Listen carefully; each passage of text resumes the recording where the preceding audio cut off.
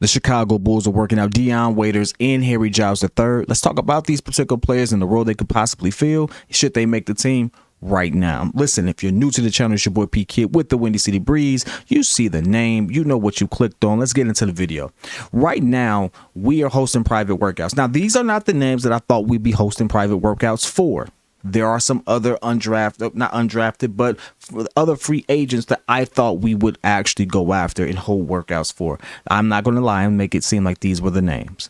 But when I look at what we need on this particular team, what we're trying to build and things of that nature, I can understand and see the potential in one of them. Now, we know who Dion Waiters is. Dion Waiters is a vet in this league. He's bounced around the league. Last thing I think was with the Lakers. Played about 7 games. He's been like a double-digit scorer off and on every other season in his career. He can get a buck. I think he averages about 13 points a game for his career. So it's someone who definitely, even in limited minutes, can give you good production. And that is for the most part, the mentality. Dion Waiters has always been a dog from that perspective. He's someone who I followed for quite some time. I like what he can bring. He is a 2-guard. He does a decent job defending, but he is an older 2-guard at this point. He's more than a decade in, and so at this point, when you look at the trajectory of the team and things of that nature, and what we're trying to fill out, it seems as if we're just trying to find people who we can fill out on the cheap and make other moves, you know, for obvious reasons, right? It seems like we're not really trying to flirt with being with that luxury tax at any given point in time, although I do think that that's necessary to win. So we know who Dion Waiters is. If you don't know, please go back and Google him. He's been on a couple teams. I think he even had a stint in Miami that he's most known for. Decent player. Can't fault AK for taking a waiver on him or taking a look at him. Can't fault him at all. Now, would I have taken a look at him over maybe at John Wall? Absolutely not. But that's just me. That's my preference. I think that we still need help in the point guard position. I don't think Dalen Terry, as much as people want him to be, will be that individual. I can see Javon Carter actually filling out that role. Should he beat out Ayo or Kobe White? Although I don't think he should be beating out either one of them. And I think Ayo ultimately should have been. But that's my personal preference. I'm a little biased in that regard. But let's get into Harry Giles. Harry Giles is interesting because he's actually one of those players he's a young player, young forward center, kind of way you use him. But he actually was on teams that you kind of felt like he wasn't getting a whole lot of tick. And he actually suffered from an injury. I think it was a knee injury that he suffered early in his career. So it's kind of put him in a very odd space. But I give you a particular stat that kind of stood out to me. And I look at this from the standpoint of what the amount of minutes that he's on the floor and what he gives you in those minutes. So these are just averages. Obviously, you take, some games are more, some games are less, they average out, right? So I can't necessarily say that I've watched him his entire career, but off the bench, because he played 58 games his rookie season, didn't start any. He averaged about 7 points, but here's the interesting thing, about 3.8 rebounds in about 14 minutes. The reason this stands out to me is because, again, on the team, he was drafted with Sacramento, by the way. He was on Sacramento his rookie season. This stands out to me because Sacramento, as we know, had long guards, forwards, and they didn't necessarily need this gentleman here. And this is obviously before Sabonis got there. So Sacramento's always been in this really odd purgatory-like state. Them in Portland, you hear about them, they got some decent players, but you don't really expect them to go anywhere, go far, especially Sacramento. So he was there, but even off the bench, he gave you nearly 4 rebounds a game, playing less than half the game. And that matters to me simply because we have players on our team who we have high hopes in, like Patrick Williams, who gave me 4 rebounds and he played nearly 30 minutes. And so I always look at this, and I know it's not always apples to apples, but I always look at, for the time that you get, how much production do you give me?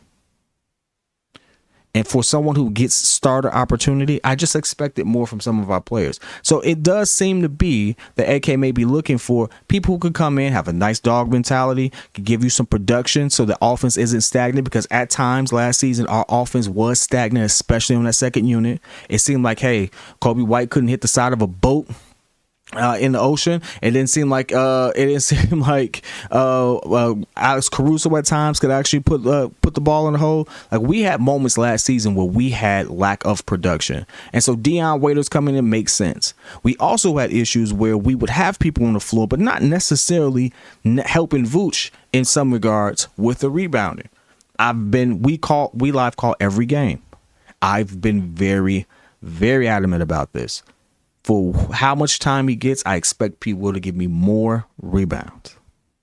If you can, I understand he sometimes sticks the best player, things of that nature. That's great.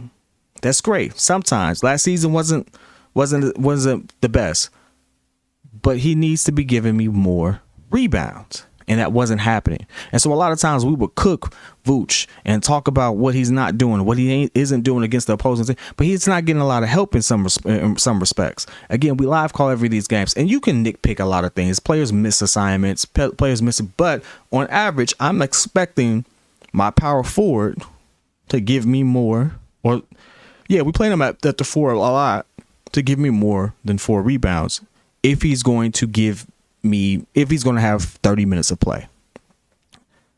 Well, this gentleman right here in limited time gave you about 4 rebounds. What's even more interesting is the next season with Sacramento, I believe he plays a little more, still 14 minutes, gave me 4 rebounds. So again, making the most of his opportunity when he's on the floor. Now, again, I'm not going to make it seem as if I've watched every single game that he played. I mean, he was available for about 40. Collectively, he was available for about 140 something games. No, I'm not following his career that tough. But what these numbers do show me, and it is going based off numbers, is when he's on the floor, he is trying to find himself. He is trying to make himself useful in some way, shape, or form, which is what I want. And one of the biggest things that we always get killed on is points in the paint, sometimes rebounding, but points in the paint, second chance points, internal. Like we got beat on things that we can really control. And that was one of the biggest things. So I can see why AK would take a flyer on it. I can see why AK would absolutely want to see what he can do and things of that nature. Now, mind you, he hasn't really been on a team like his last season was with Portland. Then wasn't available much there. Averaged about 9 points a game. But interesting thing is, 9 minutes a game. But again, 3.5 rebounds. That is important to me. It lets me know that, hey, if this person doesn't do anything else, if he's coming off my bench, he's going to do what? He's going to rebound. So this is one of those things where, and you can't put everything in a vacuum, but it's one of those things where I give hope for that. Now, again, were these the names that I think we should be hosting private workouts for? Not gonna lie, no. Even want to be a little more vulgar, but no, these are not the names. But when it comes to what we're trying to do, trying to build, if we're going to interview and work out some players to fill up a void, I would want it to be someone that can help with the rebound on a rebounding tip. Someone who would be alongside, if you look at our second unit, if Patrick Williams is starting, who's going to really help on that rebounding tip if we don't have DJJ who was helping? What's Javonte's situation, right? What is going to happen there? So realistically, we let Marco walk, which I don't understand that either.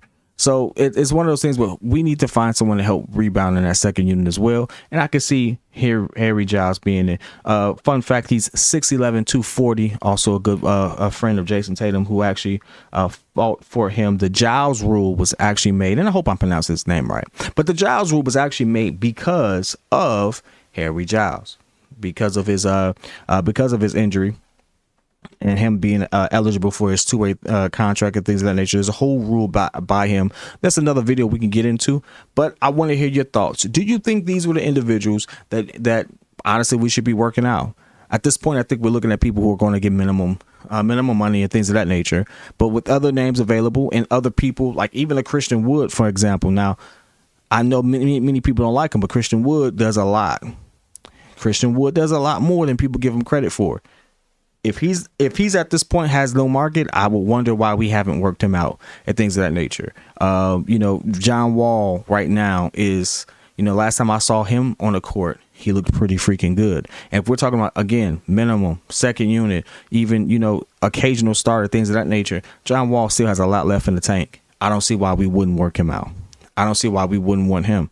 But apparently that hasn't been the case. But I want to hear your thoughts, man. Are these the names that you wanted us to work out? Are these the names you want to be associated with the Chicago Bulls? Whether it's love, whether it's hate, put it in the comments, man. I'll be in there with you. Until next time, man. Peace.